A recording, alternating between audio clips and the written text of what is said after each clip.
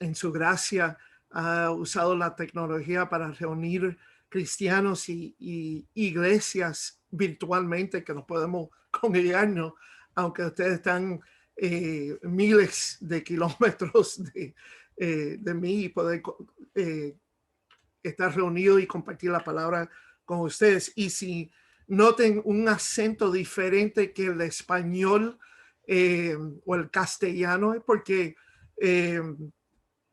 soy nacido aquí en Miami y criado aquí, pero con padres y hermanos que nacieron en Cuba, y entonces yo nací un poquito después que ellos llegaron a los Estados Unidos, entonces me siento un poquito Spanglish eh, de esa manera, pero aquí criado en Miami, como le estaba contando a Gerson, que uno sí, se cría con la cultura cubana y uno aprende el español, aunque es un poquito mezclado con el inglés, pero así es. Pero mi esperanza, mi deseo que me entenderán esta tarde, y más importante, el mensaje de Dios. Y entonces por eso, por favor, con esas palabras, abran sus Biblias a Mateo capítulo 7. Mateo capítulo 7. Y esta tarde quiero presentarle un pasaje que yo creo que conocemos muy bien. Es un pasaje muy conocido, citado muchísimas veces en predicaciones, en clases bíblicas, en libros, y memorizado bastante, pero a menudo damos por hecho su significado práctico.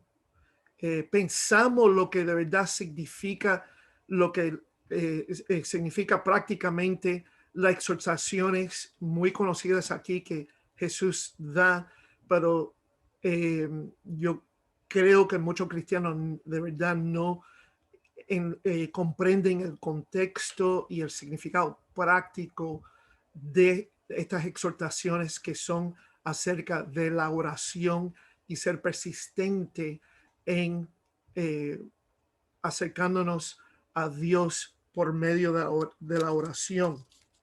Mateo capítulo 7, versículo 7 al 11 dice el Señor Jesucristo: pedid y se os dará, buscad y hallaréis, llamad y se os abrirá.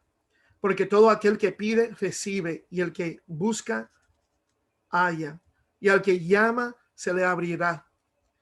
¿Qué hombre hay de vosotros que si su hijo le pide pan, le dará una piedra? O si le pide un pescado, le dará una serpiente? Pues si vosotros, siendo malos, sabéis dar buenas dádivas a vuestros hijos, cuánto más vuestro Padre que está en los cielos dará buenas cosas a los que le pidan. Este año el mundo cristiano, por lo menos el mundo cristiano inglés, recibió la noticia que uno de sus grandes teólogos, el doctor J.I. Packer, fue ya a la gloria del cielo y a la presencia del Señor. Y cuando se le preguntó en una de sus últimas entrevistas cuáles serían sus últimas palabras para la iglesia, Packer respondió: creo que puedo resumirlo en 4 palabras. Bueno, en el inglés 4 palabras, traducido al español un poquito más: glorifica a Cristo en todos los sentidos. Y lo que el Señor Jesucristo nos enseña aquí, lo que sabemos claramente de la Biblia y en nuestro andar cristiano, que no hay ninguna manera que podamos glorificar a Dios en el nombre de Cristo sin la oración, sin practicar la oración, sin orarle al Señor como hábito de nuestra vida espiritual. En otra palabra, como dijo el predicador, expositor y teólogo S. Lewis Johnson, que fue maestro de mi tío Luis allá en el seminario de Dallas, orando para el cristiano es como respirar para la vida física.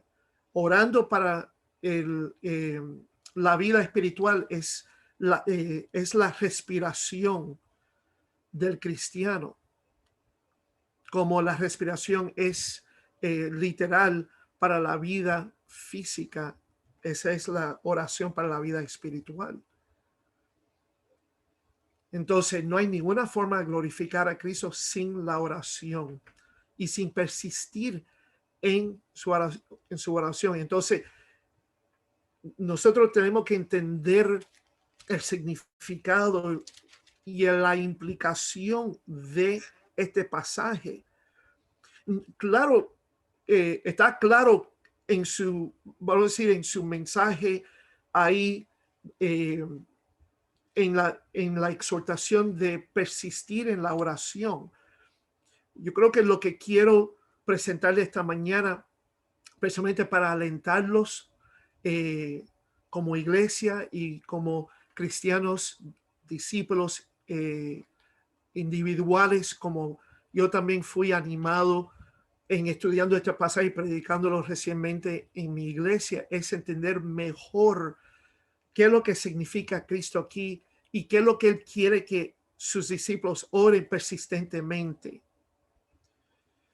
Si es orando entonces por las cosas físicas o por las necesidades materiales, bueno, el Señor Jesucristo ya le enseñó a los discípulos cómo orar y para qué deben orar en Mateo capítulo 6. Recuerda que aquí el Señor está dando un mensaje que es conocido famosamente como el Sermón del Monte. Ya en capítulo 7 está concluyendo, está ya dando sus últimos puntos del sermón, sus últimas exhortaciones y últimas aplicaciones del sermón. Pero en el medio del sermón, en enseñando a los discípulos cómo mostrar una justicia genuina, en otra palabra, uno no debe ser un hipócrita. Un hipócrita es cuando uno quiere mostrar justicia solo por lo externo para que los hombres se fijen de su justicia, para ser vistos de otros hombres. Entonces ya es una justicia insincera. Entonces, una de las maneras que una persona puede mostrar una justicia insincera o hipócrita es orando en la vista de otros hombres o orando de manera de los gentiles, como los gentiles con los paganos, que uno nada más está orando o usando la oración con vanas repeticiones, pensando que por su palabrería serían oídos por sus dioses. Entonces Jesús le enseña a sus discípulos aquí cómo entonces deben acercarse al Padre Celestial como el único verdadero Dios y cómo uno debe orarle a Él. Él dice en Mateo capítulo 6, versículo 8, no os hagáis pues semejantes a ellos, a los gentiles, a los paganos, porque vuestro Padre sabe de qué cosas tenéis necesidad antes que vosotros le pidáis. Fíjense ahí que uno es instruido acerca de la soberanía absoluta de Dios, que incluye su omnisciencia. En otras palabras, no debemos orar a Dios como los paganos oran a sus dioses falsos, sus ídolos, porque ellos usan la oración para manipular a sus dioses falsos, para no solo informarlos a ellos de lo que ellos necesitan, pero entonces persistir y persistir y persistir, que con la persistencia están manipulando los dioses a conformar y contestar sus peticiones conforme a sus deseos carnales. Jesús le está procurando que los discípulos que le está hablando y a los multitudes judíos que lo están escuchando aquí está escuchando este sermón de él, que el verdadero Dios, el Dios de Israel, no es un Dios como los dioses de los hombres, inventados por los hombres. Él es un Dios absolutamente soberano. Entonces, él no puede ser manipulado o esforzado a hacer algo que conforme con nuestros deseos, especialmente deseos carnales. Y segundo, no debemos insistir o persistir pensando que él podía ser manipulado y esforzado a contestar nuestras oraciones, porque ya y informarlo de necesidades que nosotros tenemos, porque ya lo sabe todo. Ya él sabe nuestras necesidades antes. Entonces la pregunta es, ¿por qué orar? ¿Y de qué debemos orar? Bueno, Jesús todavía exhorta a los discípulos a orar por sus necesidades y en sí por la necesidad primaria, la necesidad principal, que es santificar, honrar el nombre de Dios, especialmente a través de obedeciendo su voluntad, hacer su voluntad aquí en la tierra como ya es hecha en el cielo. Pedirle al Señor que cumple con su programa escatológico, sus promesas que le ha dado a Israel, que es como las promesas relacionadas con el Mesías, la venida del Mesías. Yo digo, bueno, Cristo ya está ahí, el rey está ahí, pero es interesante, todavía Jesús le enseña a los discípulos a pedir por la venida del reino como algo futuro. El rey está ahí, pero el reino todavía no ha sido establecido por él. Todavía tienen que arrepentirse y recibirlo a él como el rey Salvador, el Mesías, y el rey Mesías tiene que todavía morir por su pueblo. Él va a venir primero como un siervo que va a sufrir por su pueblo, y entonces va entonces a revelarse después de eso como el rey conquistador, el siervo conquistador que va a establecer el reino davídico, que va a traer paz a su pueblo. Entonces, también él enseña a los discípulos deben depender en Dios por sus necesidades físicas y espirituales, como el pan diario, el perdón de nuestros pecados y por la protección espiritual de Dios de no de ser librados del mal o del malvado.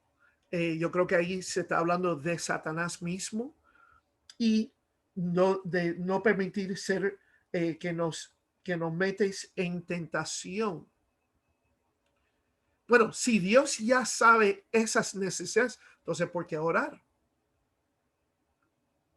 Y para hacer otra pregunta que es importante cuando uno lee la Biblia, que hay que hacer observaciones de lo que el texto dice y por qué y por qué el texto está diciendo lo que está diciendo en el momento que lo dice.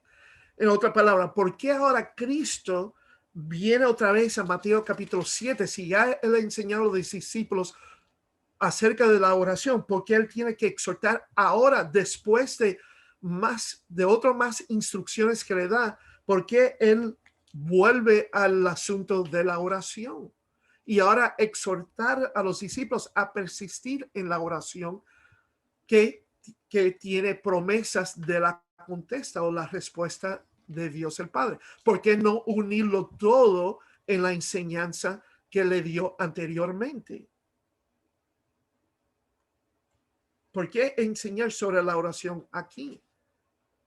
Bueno, otra vez, tenemos que ver que, primeramente, observar que la oración es el único asunto que se trata 2 veces en el sermón.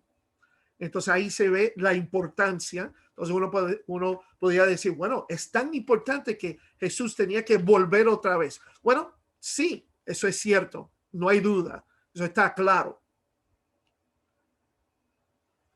Pero también hay que ver que el Señor está enfatizando la necesidad de la oración en la vida espiritual de sus discípulos. ¿Por qué digo eso?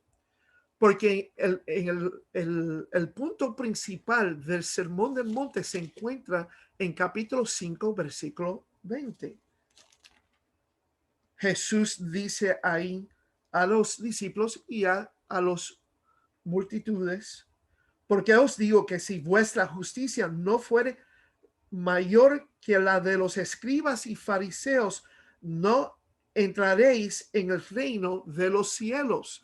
Entonces el punto principal es, ¿cómo yo puedo saber que estoy calificado a entrar en el reino de los cielos, en el reino mesiánico, cuando se establece ese reino?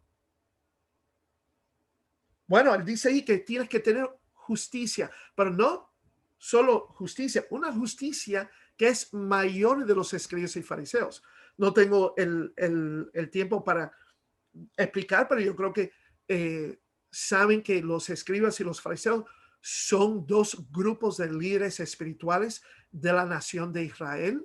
Los escribas en sí fueron los abogados del texto bíblico, del texto del Antiguo Testamento, de la ley del pacto antiguo, y los fariseos eran los maestros que enseñaban la ley oral o le enseñaban la ley oralmente al pueblo. Y entonces es algo impresionante que él le dice a los discípulos y a las multitudes, para ustedes pueden tener la certeza que son calificados a entrar en el reino de los cielos, tienen que tener una justicia mayor que los líderes espirituales.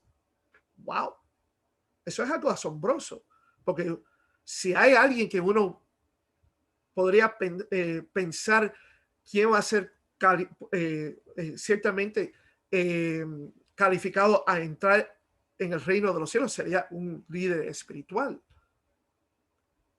el maestro, el pastor, el sacerdote.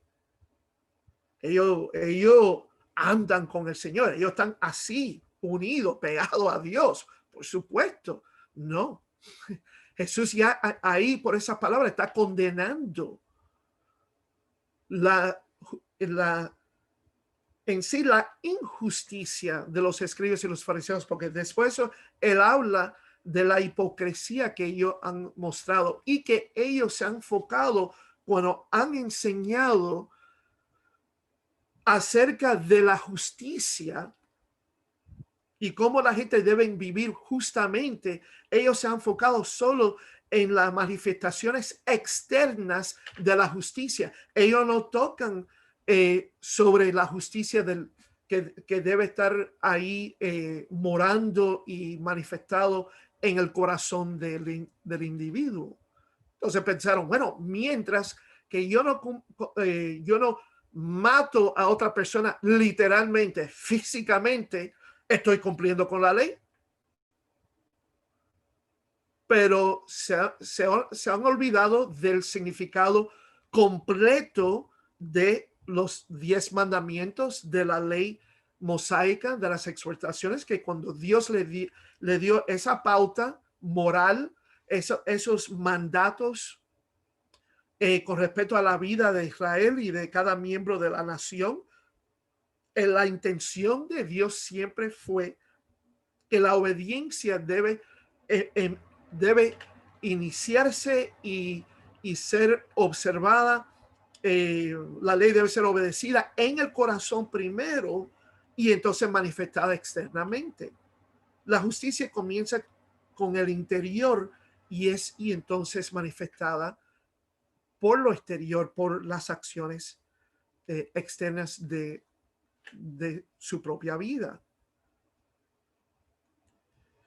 recuerda que el mandamiento número 1 es que amar a Dios con todo qué, con todo tu corazón, con toda tu alma, con toda tu fuerza. Entonces, eso incluye que la obediencia tiene que venir del corazón, claro, motivado por el amor y fe en Él. Si no, no hay obediencia en el corazón, ni una obediencia sincera por afuera en nuestras acciones. Entonces, él corrige no solo las enseñanzas de los fariseos, pero también él condena las acciones de los fariseos, porque su enfoque, su comprensión de la justicia fue algo superficial, nunca tocaba los asuntos del corazón, como el odio, que es igual a romper el mandamiento de no matarás a otra persona, y no tocaron acerca del asunto de la justicia con deseos sexuales. Pensaron que, bueno, mientras que yo no estoy cometiendo adulterio literalmente, físicamente, con otra mujer o con otra persona que no es mi marido o mi esposa, entonces estoy bien. Pero no enseñaron y no lo estaban observando que si estoy teniendo deseos sexuales por otra persona que no es mi marido, no es mi esposa, que está fuera de la unión matrimonial, eso es cometiendo el adulterio, tan igual que haciéndolo físicamente. Entonces, su concepción de la justicia es algo superficial. Y entonces cuando lo estaban manifestando externamente, lo estaban haciendo solo para ser observado por los hombres, para ser vistos de los hombres. Entonces su concepción de la justicia fue algo artificial, no fue algo auténtico, no fue sincero. Entonces, cuando Jesús dice, tienes que tener una justicia mayor que los escribas y fariseos, él lo que está diciendo es, tienes que tener una verdadera, o tienes que poseer una verdadera justicia.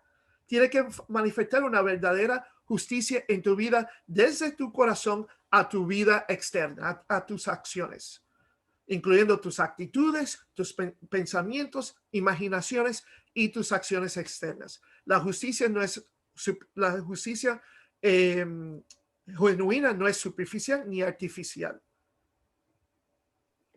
Es algo profundo que comienza ahí en el corazón y tiene que ser, y es una justicia sincera. Ese es el punto principal. Para uno tener la certeza que uno va a entrar como el seguidor del Rey Salvador a su reino cuando lo establece en la tierra, debe estar manifestando una justicia genuina. Todo aquello que son seguidores del Rey Salvador manifestarán los frutos de la justicia genuina, no algo superficial, no algo artificial. Esto se resume en la lista de las bienaventuranzas: ser luz y sal en este mundo, aunque puede provocar persecución. Claro, es como ya le dije, manifestar obediencia en el interior y también acciones justas, obedientes en el exterior, y evitar la hipocresía. No hacer la justicia solo para ser vistos de los hombres, pero hacer la justicia con la preocupación que Dios me está viendo, y a lo mejor hacerlo en secreto, como dando ofrendas o dando al pobre, o orándole a Dios. Si uno desea hacer esas cosas, dándole al pobre, haciendo buenas obras de caridad al pobre, o dando ofrendas según su prosperidad, o orando al Señor. Si solo lo quiere hacer externamente para ser visto por los hombres, entonces ya no estás manifestando una verdadera justicia. Estás cancelando en sí esas obras justas. Dios sabe los motivos por los cuales practican la religión. Y los motivos deben ser algo siempre sincero y siempre para la exaltación de Dios primordialmente. Ahora, en otras palabras, un discípulo genuino de Cristo Jesús debe servir el Rey Salvador todo el tiempo, en toda la vida, con todo su corazón. Ahora, convertirse en miembro del reino de Cristo se obtiene solo por medio de la gracia de Dios a través de la fe en Jesús como su Señor y Salvador, arrepentidos de ser pecadores, reconociendo y confiando que solo Jesús ha pagado por sus pecados y que Dios solo puede darte misericordia por el sacrificio de Jesucristo, y que uno puede y que uno reconoce que no tienes, o que uno es bancarrota espiritualmente, que uno no tiene justicia en sí mismo y que su justicia viene solo de Jesús. Todo eso ocurre habiendo el pecador que reconoce todo eso y que muestra una fe verdadera, arrepentido como pecador, y le pide al Señor por su misericordia. Ya es un pecador que ha nacido de nuevo del Espíritu Santo, porque anterior de este sermón del monte, más temprano en sí, en el inicio del ministerio público de Jesús, él enseñó a un fariseo, el fariseo Nicodemo, que no hay ninguna manera que uno pueda ver el reino y entrar en el reino de los cielos si uno no es nacido de nuevo del Espíritu Santo, ser regenerado espiritualmente. Entonces, por esa obra milagrosa, sobrenatural de Dios al pecador, uno es convertido a un miembro del reino de Cristo. Ahora, la prueba de esa conversión y regeneración, la prueba de la entrada a su reino venidero, es por las demostraciones justas de nuestra fe en él, en el poder del Espíritu Santo. Y esa es la justicia verdadera que Jesús está hablando ahí en Mateo capítulo 5, versículo 20, y expuesto en todo el sermón. Ahora, déjame decirte una cosa. Todo esto es imposible por nuestros esfuerzos, por nuestra propia cuenta. Es imposible alcanzar la justicia de Dios por nuestra cuenta. Cristo es nuestra justicia. Cristo mismo lo dijo ahí en Mateo capítulo 5, versículo 17. No penséis que he venido para abrogar la ley o los profetas. No he venido para abrogar, sino para cumplir. Y eso no significa solo a cumplir con los pasajes proféticos. Sí, lo cumplió, por supuesto, pero él incluye aquí todas las escrituras. La ley y los profetas es una clasificación o una designación que habla de toda la Biblia judía o hebrea, toda la Biblia hebrea. La conocemos como el Antiguo Testamento. Y eso incluye que como el rey mesiánico, él tiene que cumplir con toda justicia ética, práctica. Eso lo profetizó Moisés en Deuteronomio capítulo 17 en sí. eh, Dios se lo reveló a Moisés que él va a traer un rey un día. Esto en ese tiempo no tenía ni un rey, ni estaban pensando a pedir a Dios por un rey, pero Dios le prometió que un día va a venir un rey y ese rey va a ser un rey obediente, justo. El Hijo de Dios que sí va a establecer un reino eterno para la nación y va a reinar sobre la nación de Israel y va a proveer paz, una paz completa a la nación de Israel. Va a ser el Hijo que va a ser completamente obediente y justo.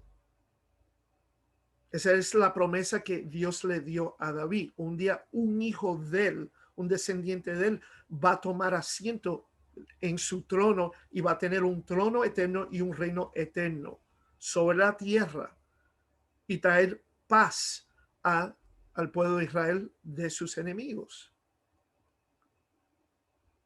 Bueno, ¿quién al fin comprobó quién cumplió con esas promesas? Jesús. Y si uno lee el Evangelio de Mateo, el inicio de su ministerio público fue cuando fue bautizado por Juan. Y ahí él le dijo a Juan, cuando Juan no pudo creer que él iba a bautizar, esto no es posible, que él va a bautizar al Mesías. Él no se merecía eso. Él estaba bautizando pecadores arrepentidos. ¿Cómo es posible que él va a bautizar el Mesías, el Cordero de Dios, el Rey? Pero Jesús le dijo, yo tengo que cumplir con toda la ley que incluye las leyes de purificación, esos ritos de purificación. Y él tuvo que ser ungido, y esa fue la manera que él fue ungido para su presentación como el Mesías y para su ministerio mesiánico. Pero él dijo, yo tengo que cumplir con toda la ley, con toda justicia en sí. Esa fue su palabra, con toda justicia.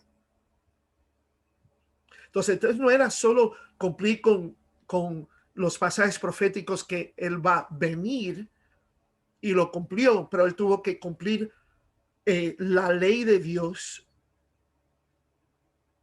como el rey obediente, el hijo de David obediente y un hombre perfecto obediente para entonces poder representar la humanidad pecaminosa y morir como un sacrificio sin mancha, sin contaminación, y ofrecerse él mismo como un sumo sacerdote perfecto, justo, sin pecado. Y comprobar que él es el único mediador entre Dios y el hombre. Cristo es nuestra justicia.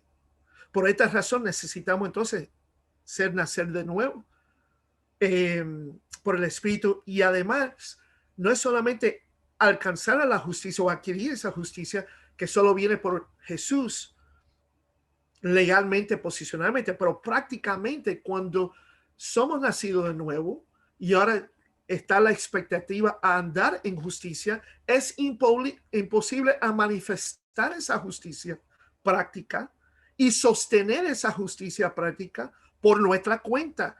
Por eso necesitamos orar.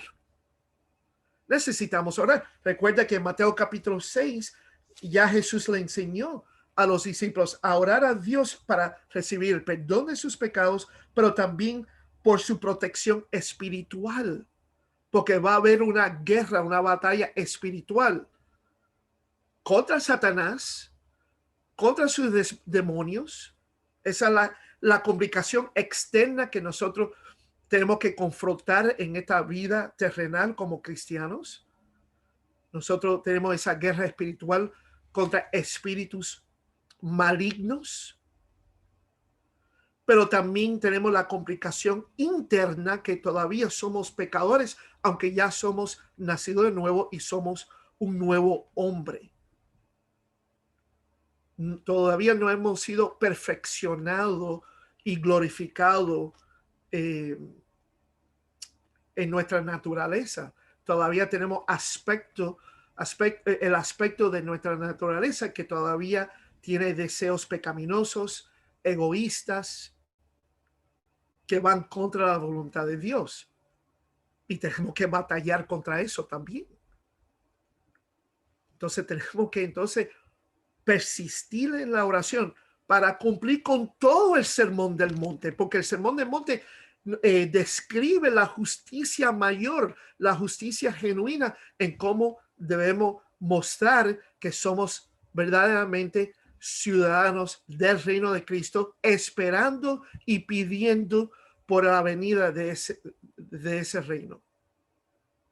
Y tener la certeza que vamos a entrar en ese reino.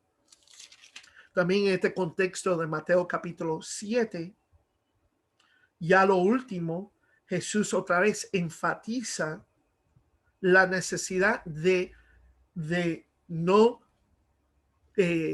dar por hecho que nosotros profesamos el señorío de Jesús, que profesamos fe en Jesús verbalmente. Decir Señor, Señor no es una contraseña para entrar en el reino de Dios. Diciendo o profesando Señor, Señor debe ser la manifestación de una vida, un corazón, una vida espiritual que ya ha sido dedicada a Jesús como su Señor. Cuando vemos ahí en Mateo capítulo 7 que Jesús dice, no todo el que me dice Señor, Señor entrará en el reino de los cielos, sino el que hace la voluntad de mi Padre que está en los cielos. Esos que dicen Señor, Señor, pero no hacen la voluntad del Señor, Jesús le declara ahí en versículo 23 del capítulo 7, nunca os conocí, apartados de mí, hacedores de maldad.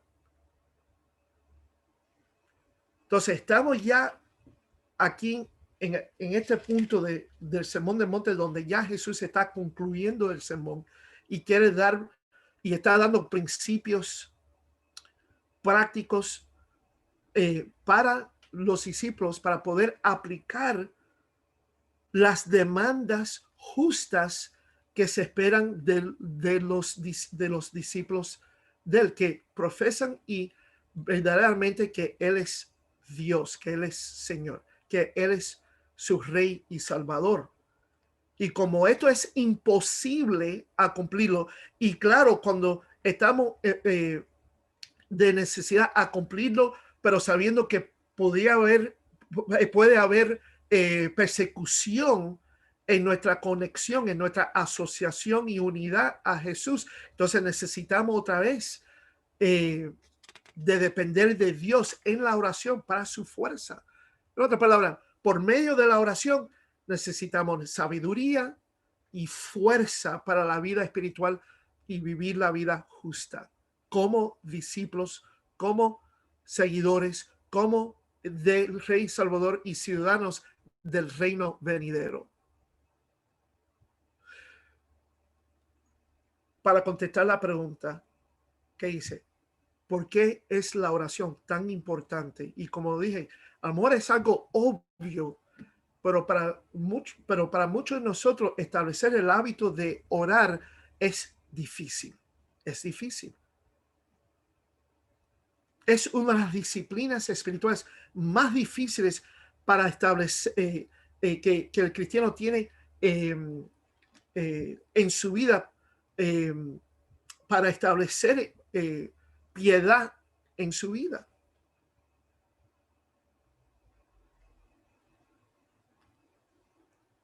Y yo creo que una de las razones que es difícil para el cristiano a saber por qué necesita la oración y persistir en la oración y establecer el hábito de disciplinarse en la disciplina de la oración, en la práctica de la oración, hacia la piedad, es porque no comprende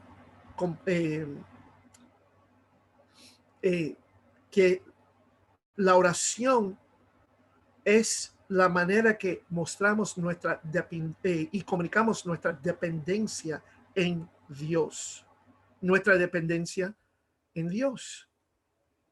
Necesitamos de Dios. Otra vez, si Dios sabe todo lo que necesitamos, ¿por qué orarle? Porque la oración comunica a Dios que lo necesitamos para nuestras necesidades, para que cumpla con nuestras necesidades. Él es adorado, exaltado, magnificado y agrado cuando comunicamos que necesitamos de Él. Mira, desde el principio fuimos creados, el hombre,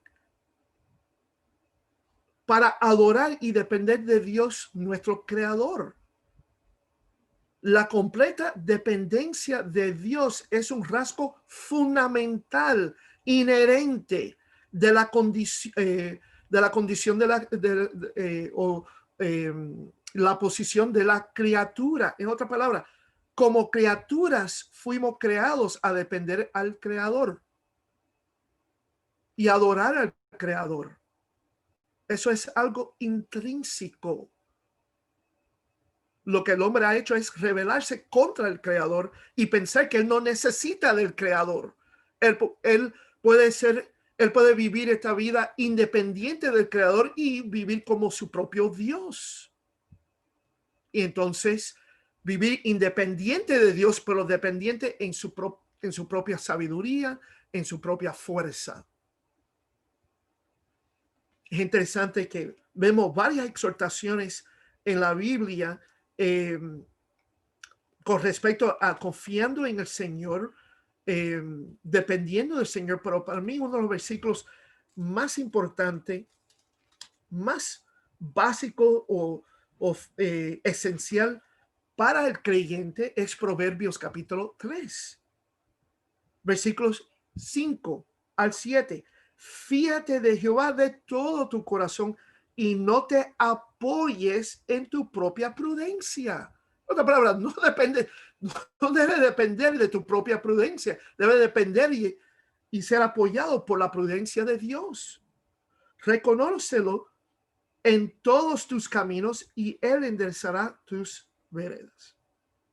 No seas sabio en tu propia opinión. Teme a Jehová y apártate del mal. Otra vez, no seas sabio en tu propia opinión. Ese es el problema más grande, más fundamental del hombre y de la pecaminosidad del hombre. Es que el hombre quiere vivir su vida independiente de Dios y dependiente de sus propios recursos, sus propios esfuerzos, su propia sabiduría. Y el cristiano todavía batalla con ese mismo problema, con esas mismas tentaciones de su propio corazón. Tú crees que tú puedes saber más que Dios. En esta situación, yo voy a depender más en mi propia sabiduría y ser apoyado por mi propia prudencia. Oh, cuántas veces yo he tenido que reprender y corregir a personas en la consejería cuando quieren hacer las cosas a su propia manera, incluyendo la restauración de sus propios matrimonios. Y la cosa es que cuando lo hacen, la situación se empeora más todavía. Saben lo que la Biblia dice, pero de verdad no están confiando que la sabiduría de Dios es mejor que su propia sabiduría.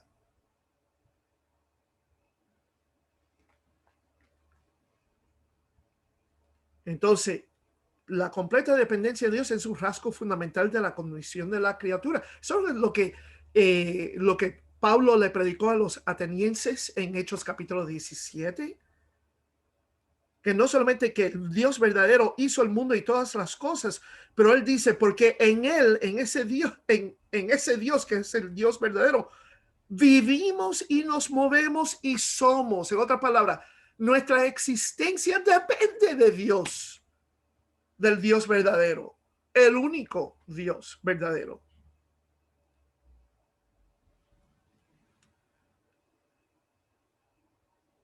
Bueno, dependiendo completamente de Dios es un rasgo fundamental de ser sus hijos salvos. Nuestra dependencia espiritual se muestra por nuestras oraciones, adorando a Dios, exaltándolo por su gran majestad sobre nuestras vidas, confesando nuestros pecados a Dios por nuestra necesidad de su perdón, agradecer a Dios por todas sus generosas bendiciones y suplicar a Dios porque necesitamos de su perfecta sabiduría y poder en nuestras vidas y en la vida de los demás. Claro que sí, que podemos orar por nuestras necesidades físicas y tenemos muchos deseos que debemos orarle al Señor y pedirle al Señor. Una de las cosas que Santiago le dice a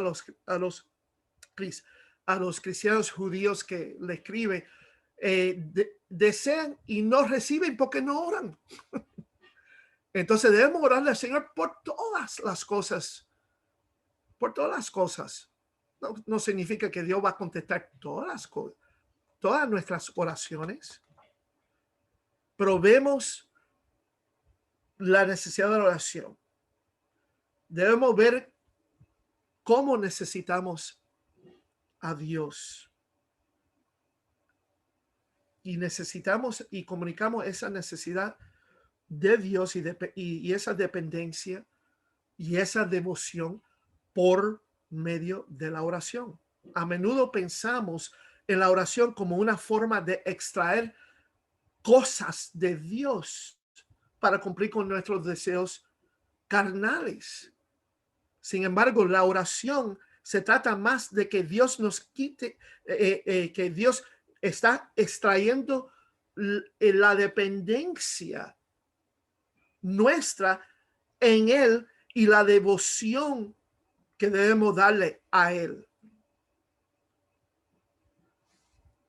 En otra palabra, la oración no es para informar a Dios de nuestras necesidades, pero en informando a Dios de nuestras necesidades, en informando a Dios de nuestras necesidades, que Él lo sabe ya, es para formar nuestro carácter espiritual. Es para formar nuestro carácter espiritual conforme a la imagen de Cristo, porque recuerda que el mejor ejemplo que tenemos con respecto a la oración es ¿quién? Jesucristo. Jesucristo siempre oró conforme a la voluntad del Padre, y cuando oró por sus discípulos, siempre oró por sus necesidades espirituales. Por sus necesidades espirituales.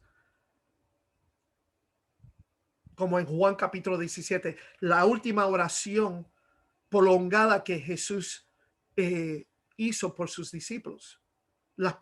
Leen, si no lo han leído, lee ese pasaje. Porque ahí Jesús está intercediendo por sus discípulos, no solo por sus discípulos que están delante de él, pero por todos sus discípulos que van a existir en este mundo, en la historia de la iglesia. Él está ya en sí intercediendo por nosotros como nuestro sumo sacerdote antes de ser clavado en la cruz. Eso es, si quieren saber la voluntad de Cristo para la iglesia, para nuestra vida, como en resumen, para nuestra vida espiritual, leen y estudien ese pasaje. Y uno de los pasajes también que enseña claramente la seguridad eterna de nuestra salvación. porque él pide por la protección espiritual de sus discípulos. Ahora, volvemos otra vez a capítulo 7 y entonces otra vez a contestar la pregunta. Bueno, ya que sabemos la importancia de la oración, es para depender de Dios, y la persistencia muestra esa dependencia. En otras palabras, tenemos que hacerlo persistentemente. Hay que, como la forma de los verbos aquí es pedir y seguir pidiendo, buscar y seguir buscando, llamar y seguir llamando a Dios. Esto es lo que debe la vida de la oración. La oración debe caracterizar la vida espiritual del cristiano. No solo obedeciendo a Dios, pero pidiendo al Señor que le dé la fuerza a seguir obedeciendo al Señor. Pero el otro aspecto de la pregunta, ¿por qué es importante aquí?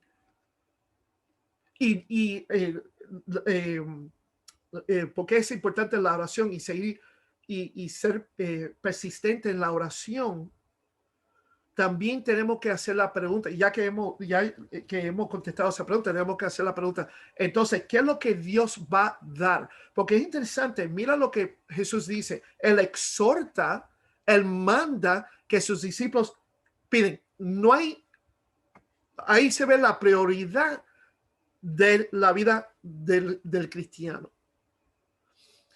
Es algo indispensable y es obligatoria. En otras palabras, no hay opción, no hay otra alternativa. No es viendo la opción, bueno, es algo que me puede aprovechar, es algo bueno, hay beneficios, pero no lo necesito. Sí, lo necesitamos, sí lo necesitamos. Pero mira que también esta exhortación aquí de la oración viene con una promesa. Viene con una promesa. Dice aquí el Señor: pedid y se os dará, buscad y hallaréis, llamad y se os abrirá. La promesa es que si persiste en la oración será contestada. Ahora, es interesante, porque la pregunta es, entonces, ¿qué se contestará? ¿Cualquier cosa? Es interesante que después en las enseñanzas de Jesús y también en las enseñanzas del Nuevo Testamento, que son en sí la extensión de las palabras de Cristo a través de sus apóstoles y profetas a la iglesia, hay ciertas limitaciones y condiciones con la oración.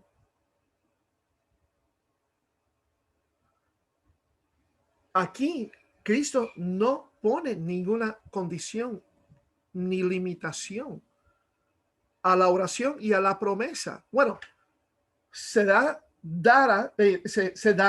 si hallaréis si cumple con esto. Sabemos que en sus enseñanzas, como después le enseña a los discípulos a orar en su nombre y para la gloria de Dios, y será contestada lo que le pides a Dios. Entonces sabemos que Dios contestará oraciones que van a glorificarlo a él y representa el carácter de Jesús, lo que agrada a Jesús como nuestro Señor. Juan, su apóstol, que escuchó este mismo mensaje y esta misma exhortación, escribió después en su carta, en su primera epístola, que los cristianos deben orar con fe de acuerdo con la voluntad de Dios, en 1 Juan capítulo 5, versículo 14. Y como ya mencioné, Santiago capítulo 4, Santiago le dice a los cristianos ahí, desean y no reciben porque no le piden a Dios. Pero entonces dices, cuando piden a Dios, lo piden con fines egoístas y entonces no reciben lo que le han pedido al Señor. En otras palabras, deben entonces pedirle a Dios con la condición que sus motivos son correctos y conforme a la voluntad de Dios. Pero aquí es interesante, Jesús no da ninguna condición aquí. No hay limitación. Puede ser dice que después lo va a dar, pero aquí él le quiere dejar claramente la expectativa a los discípulos que, oye, pedid, se os dará. Buscar y halláis, llamar y se os abrirá. Y da 3 argumentos por qué los discípulos deben confiar en las palabras de Jesús y obedecer esas exhortaciones que tienen promesas. Entonces, ¿qué es lo que estoy diciendo aquí? ¿Se le olvidó Jesús al dar condiciones y limitaciones? Claro que no. Entonces, ¿por qué él no da esas condiciones y limitaciones? Porque volvemos otra vez. ¿Cuál es el punto del mensaje del Sermón del Monte? ¿Cuál deben ser las características de la vida del discípulo? ¿Cuáles son las calificaciones que uno debe mostrar para tener la certeza que cuando Cristo establece su reino y tú le dices, Señor, Señor, él te va a decir, entre ahí en mi reino en vez de apartarte y rechazarte? Y es que es viviendo según la voluntad de Dios, manifestando una justicia, la justicia genuina, manifestando justicia y fidelidad a su señorío cuando hay persecución. Y como ya hemos hablado, todo eso es imposible sin el poder de Dios, sin la gracia de su sabiduría y sin la gracia de su poder.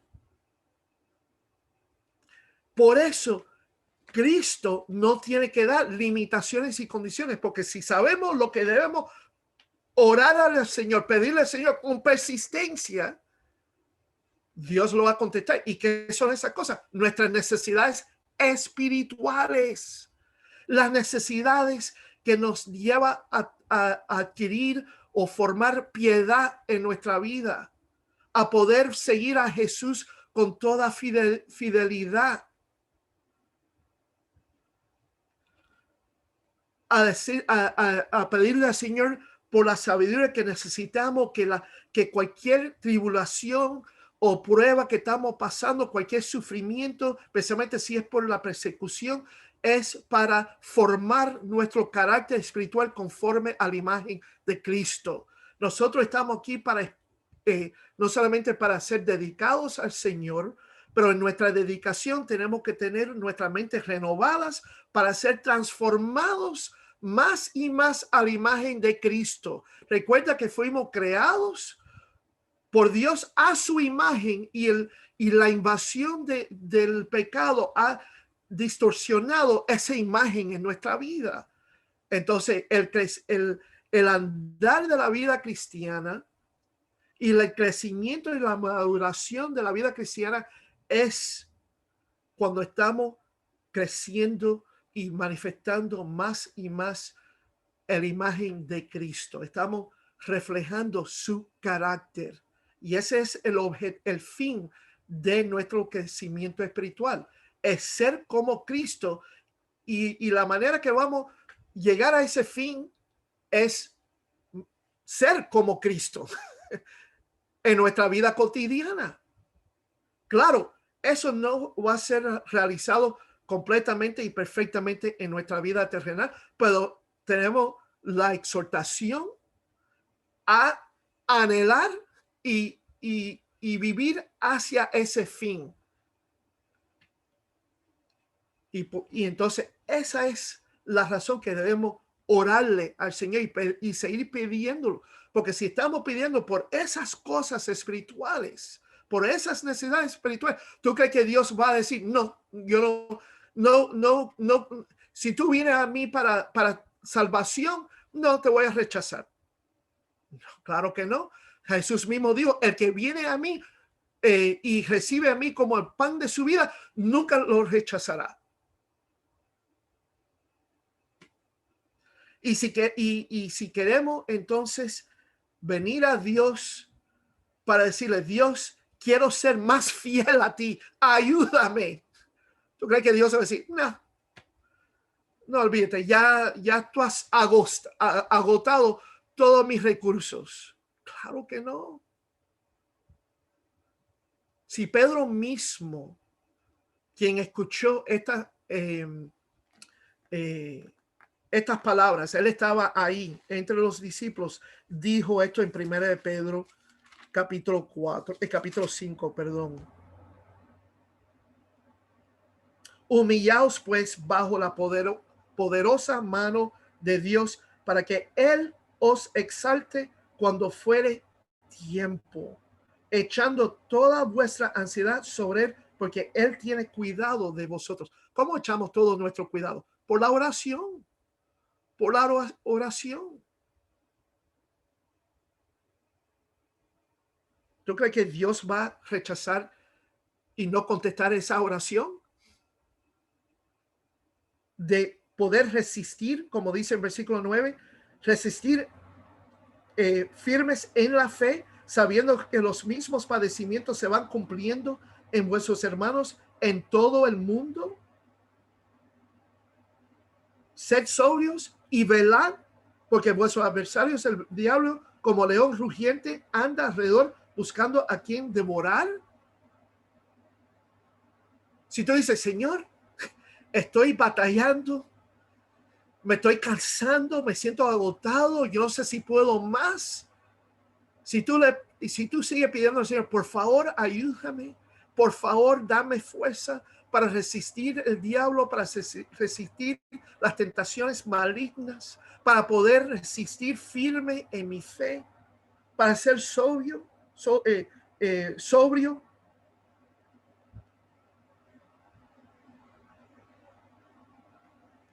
¿Tú no crees que Él va a contestar esas peticiones? Ya Jesús le dirigió a sus discípulos, pídele a Dios, aunque ya Él sabe lo que tú necesitas, pídele a Dios por su perdón y pídele diariamente y pídele a Dios por su protección espiritual. Dice ahí Pedro, mas el Dios de toda gracia que nos llamó a su gloria eterna en Jesucristo, después que hayáis padecido en un poco de tiempo, Él mismo os perfeccione, afirma, fortalezca y establezca. Jesús mismo le enseñó esto a Pedro y Pedro ahora se lo comunica a la iglesia. Dios te ha llamado a sufrir, pero es para entonces poder darte la gracia en la manera como Él te va a restaurar y establecerte y fortalecerte. ¿Para qué? Para ese tiempo, para esa gloria eterna. Solo tiene que sufrir un poco tiempo. Ya Dios lo ha prometido que te va a establecer y te va a fortalecer. Lo que Él quiere que tú le muestres, que tú reconozca que tú que estás dependiente de Él por esas cosas. Y eso lo agrada. Eso lo glorifica. Porque Él es Dios y Él quiere que sus criaturas y sus hijos comunica esa dependencia y esa devoción.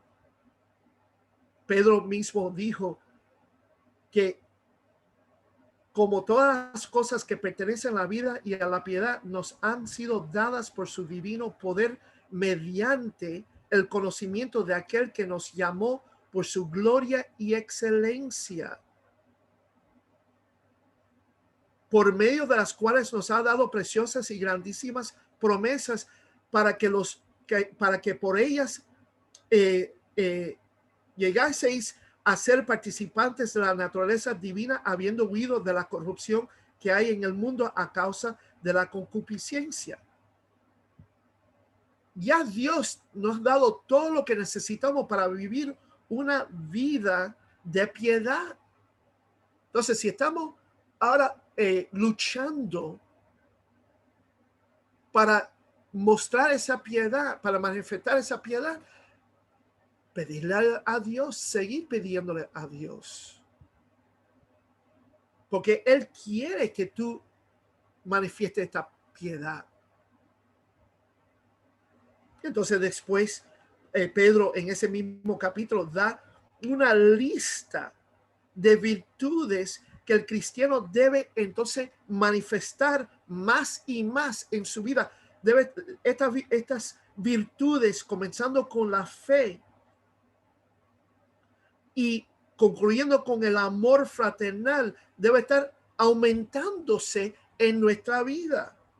Y dice ahí en la palabra, porque si estas cosas estas virtudes están en vosotros y abundan, nos dejarán estar ociosos ni sin fruto en cuanto al conocimiento de nuestro Señor Jesucristo.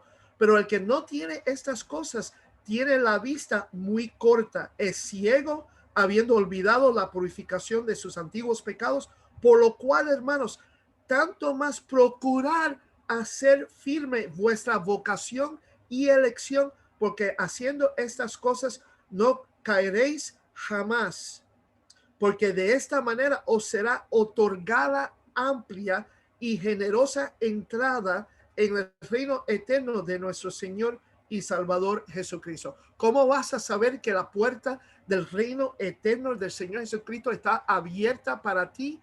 Cuando estás manifestando estas virtudes de la piedad y se está aumentando en su vida.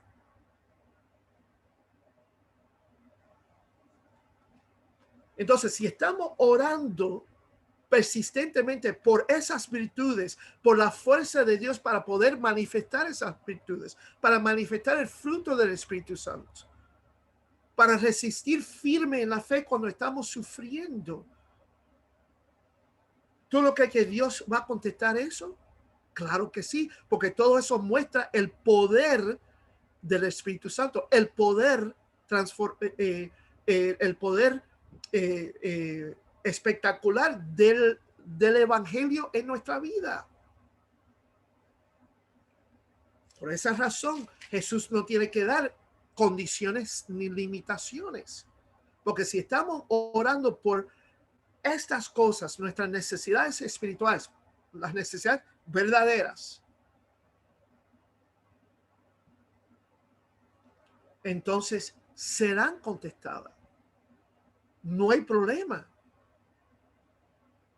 porque Dios se agrada a contestar estas oraciones particularmente. Y como le dije, para convencer a los a los discípulos, se les da 3 argumentos ahí para otra vez confirmar en ellos la confianza, o para darle la confianza que esta palabra es una palabra confiable. Mira, tenemos un ejemplo en el Antiguo Testamento donde Dios le dio el cheque en blanco y le dijo a él, escribe ahí la cantidad.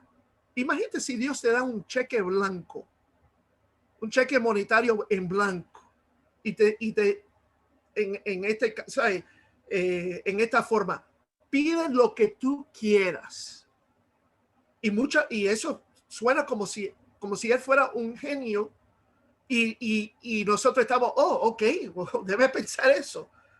Todas las riquezas del mundo, todas las mujeres del mundo, todo el poder del mundo. ¿Qué cosa puedo pedirle al Señor? Y muchas veces nos acercamos a Dios en la oración como si Él fuera así. Pero a este personaje del Antiguo Testamento, ¿pueden adivinar quién es? Salomón, en Primera de Reyes, capítulo 3. Le digo a Salomón, ya que fue ungido como un rey, como rey de Israel, fue un rey joven, después que murió su padre David. Dios le dijo, oye, pídeme lo que tú quieras. Wow, voy a pensar esto. El ejército más fuerte, el dominio de todo el mundo. ¿Qué le pidió? Sabiduría. ¿Y qué tú crees fue la respuesta de Dios? Bueno, no sé. No. Le digo, ¿por qué tú no pediste por riqueza? Si no pediste por poder y no pediste por todas estas cosas que cada hombre anhela. Pero pidió por la cosa mejor, por la mejor cosa, que es sabiduría de Dios, sabiduría que viene de Dios. ¿Qué le di? ¿No se lo dio Dios? Pedí y os dará, y se os dará. Salomón lo pidió y Dios se lo dio porque pidió por la mejor cosa, por la cosa que él necesitaba más que cualquier cosa en su vida, y es la sabiduría de Dios. La sabiduría que viene de Dios. Entonces yo creo que me estoy ya alargando aquí. Entonces, déme nada más resumir aquí, porque las ilustraciones que Cristo da aquí están claros. Como dije, da 3 argumentos persuasivos a confiar en la oración, en la certeza de la bondad del Padre, en dándole cualquier cosa que ellos piden, si piden por la cosa correcta. Y claro, yo es que puse esa condición, pero yo creo que aquí en el punto, aquí en el sitio de este mensaje, de esta exhortación, en el Sermón del Monte, sería claro para los discípulos. Será claro. Primero, el argumento de hecho. ¿Por qué debo confiar en esta exhortación y en las promesas de Dios? Porque, y aquí Jesús le da la explicación, todo aquel que pide, recibe, y el que busca, halla, y al que halla, se le abrirá. Espérate, esa es la misma cosa que tú me dijiste ahora. Eso no es una razón, sí es una razón. ¿Por qué es la razón? Porque de hecho puedes confiar en el carácter de Dios. Si Dios lo promete, Dios lo cumplirá.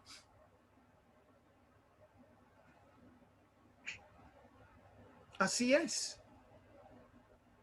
Yo le he enseñado a mis hijos a través de los años. Tengo 3 hijos ya que son mayores de edad, de 18 años de edad, pero todavía tengo 4 hijos mayores de la edad de 18 años de edad. Tengo 2 que son pequeños todavía. Pero siempre le he enseñado a mis hijos, confíe en Dios más que el hombre. Que Dios siempre sea, ¿cómo se dice ahí en español? Ahora se me ha olvidado, en Romanos capítulo 3, a ver si lo puedo buscarlo rápidamente aquí.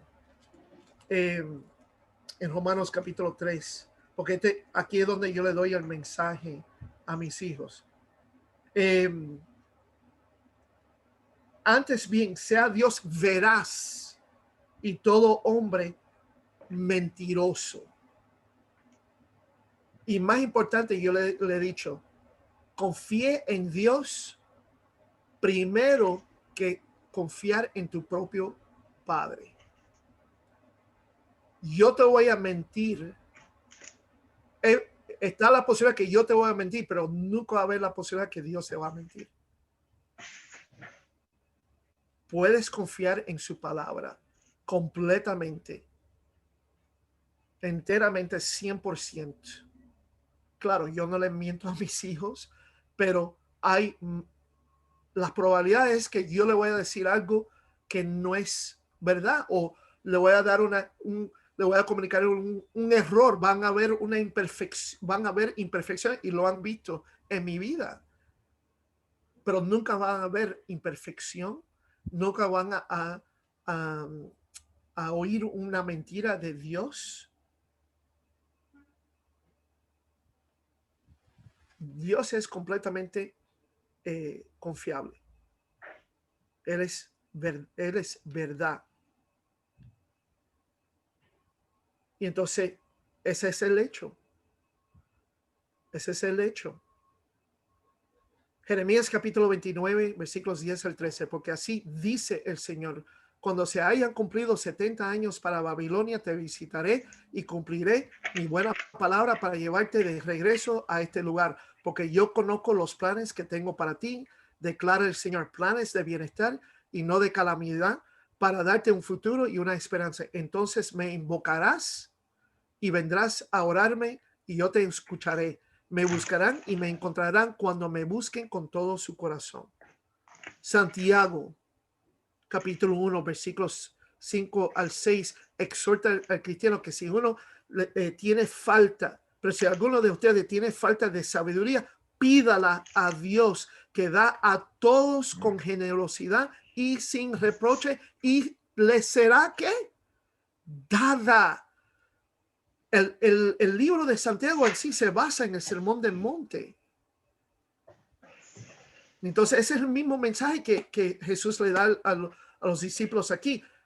Siempre necesitamos de la sabiduría de Dios, especialmente para responder bien, con fidelidad en nuestros sufrimientos. Bueno, si pedimos a Dios confiando que Él lo dará, no dará. No lo da, es una promesa. Me encanta lo que también dice Pablo en Efesios capítulo 6, 18. Él habla ahí: con toda oración y petición, ora en todo momento en el Espíritu, y con esto en vista, mantente alerta con toda perseverancia y petición por todos los santos. ¿Qué es lo que Pablo comprendió? Pablo comprendió que con todo su corazón, que la oración es la línea de suministro de la gracia de Dios para fortalecernos para nuestras batallas espirituales. Ahí él dice, él exhorta eso a los cristianos como parte de la armadura de Dios que los cristianos deben ponerse.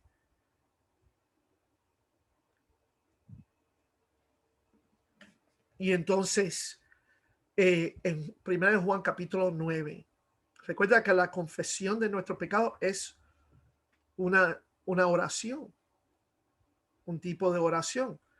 Bueno, 1 Juan capítulo 1, versículo 9, si confesamos nuestros pecados, Él es fiel y justo para perdonar nuestros pecados y limpiarnos de toda maldad. ¿Qué promesa que tenemos? Si confesamos nuestro pecado, Él nos perdonará. Cada vez que confesamos, Dios responde: ya estás perdonado. ¿Por qué? Porque ya Cristo pagó por tus pecados. Ya su sangre te cubre. Ya Él ha satisfecho mi justicia santa. Extraordinario. Eso es lo que Cristo implica ahí con las exhortaciones. Pedir, pero pedir ¿qué? Por las cosas que sí de verdad necesitamos, que es la sabiduría y la fuerza y la gracia de Dios en nuestra vida. Su gracia es suficiente. Y cuando pedimos persistentemente por esta cosa, dada. Puedes confiar con la palabra de Dios. El segundo argumento ahí en versículo 9 y 10 es el argumento racional. Es algo lógico. Si le pide un pescado, ¿qué hombre hay de vosotros que si su hijo le pide pan, le dará una piedra? O si le pide un pescado, le dará una serpiente. No hay ningún padre que tenga cariño a sus hijos, que le va a dar algo que le va a dañar a sus hijos. Sea una piedra, y una piedra, él habla de una piedra que se parecía mucho al pan que se comía en esos días, y a lo mejor le podía hacerle una broma a su hijo, pero sería una broma muy fea. Si no es un padre cruel, sería una broma muy fea a darle una piedra a su hijo cuando pensaba y le mete una mordida a eso pensando que es un pedazo de pan y romperle todos sus dientes. Claro que un padre no le dará eso a su hijo. O un serpiente, y aquí el serpiente, probablemente porque esto está en el área del mar de Galileo, ahí que la serpiente en sí fue un pez que se parecía a una águila, un tipo de águila que se parecía como un serpiente.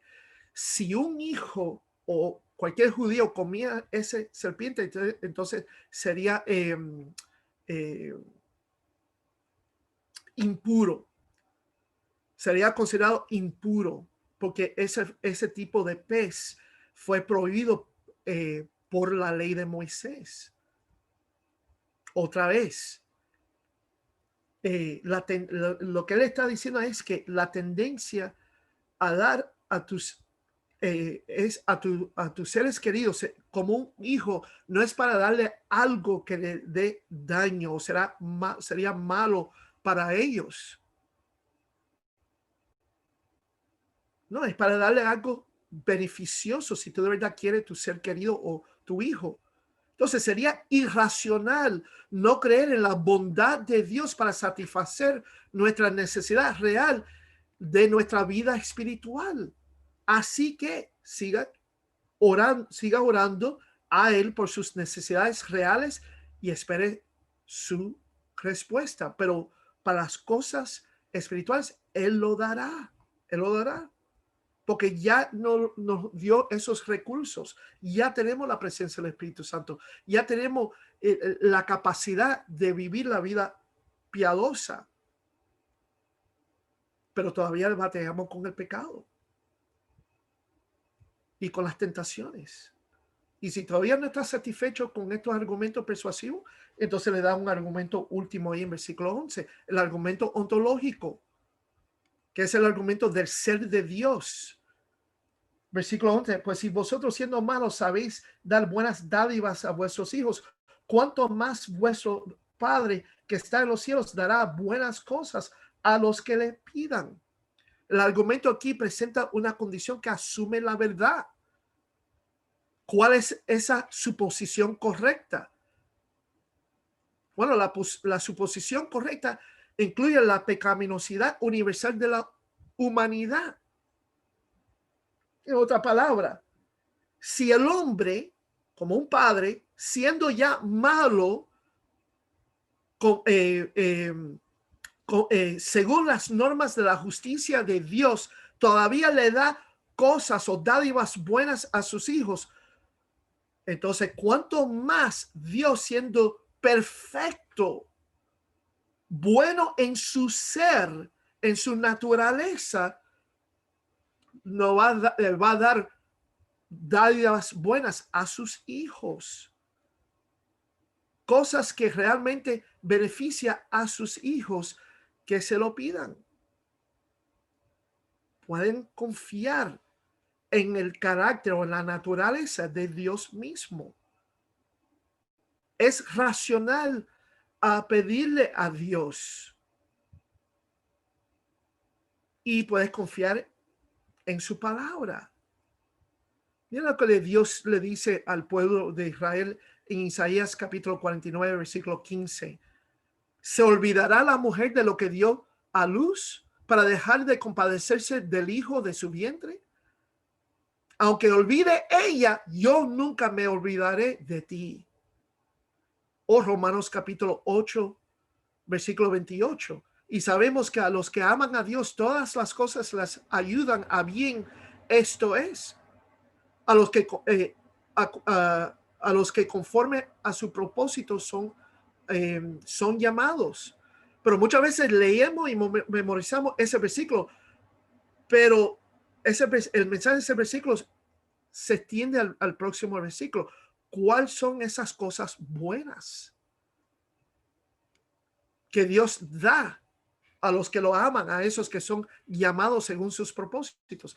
Bueno, porque a los que antes conoció también los predestinó para que fuesen hechos conformes a la imagen de su Hijo, para que Él sea el primogénito de entre muchos hermanos. En otra palabra, todas las cosas que pasan en nuestra vida es para conformarnos a la imagen de su Hijo. Si entonces pedimos persistentemente todo lo que necesitamos que conforman nuestro carácter a la imagen de Jesús, Dios lo dará.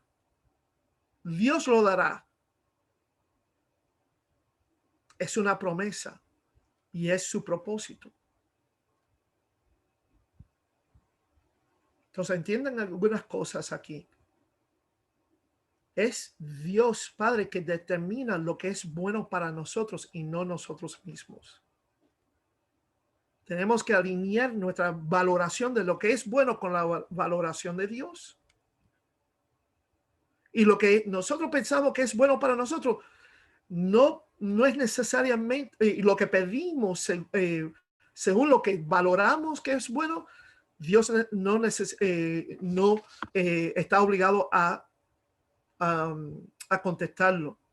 Mire la vida de Pablo en 2 Corintios capítulo 12, cuando Dios le mandó un aguijón a su carne, que fue un mensajero de Satanás. Fue una persona que estaba en sí atormentando la vida de Pablo. Y Pablo le pidió 3 veces al Señor que le quitara ese aguijón.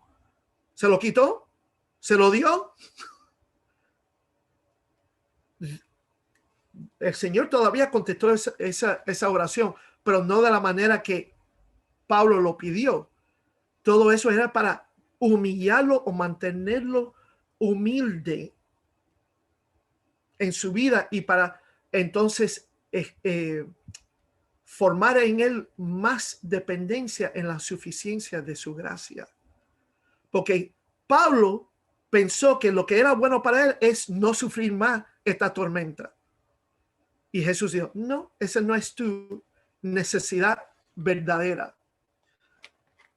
Tu necesidad verdadera es, perdón, aquí que creo que se me está yendo el poder de la computadora aquí. Conectarlo aquí. Un momentico, ya estoy concluyendo aquí. Él pensaba eso, que eso era lo que era bueno, y Jesús dijo, no, lo que es bueno para ti es mantenerte débil y humilde.